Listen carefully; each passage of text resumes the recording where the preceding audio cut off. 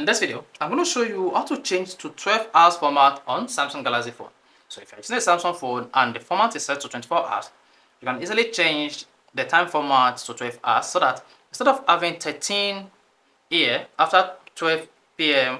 you would have 1, 2, 3, 4, and instead of having 24 you will have 00. So in this case, I'm going to show you how you can easily change your time format on your Samsung phone. To do this, all you need to do is go to your Samsung phone settings, scroll down, and click on General Management. Under General Management, click on Date and Time.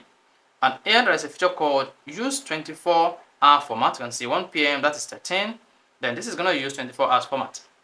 So instead of having 1 p.m., then we have 23 p.m. So this is 23. It will not include p.m. or a.m. But if we use 12-hour format, then this is going to set to p.m. or a.m. And also, if you take a look at the time here, the time is set to 9:45. This is because we are using 24 hours format. If you set to 12 hours format, you should say the time set to AM at this morning.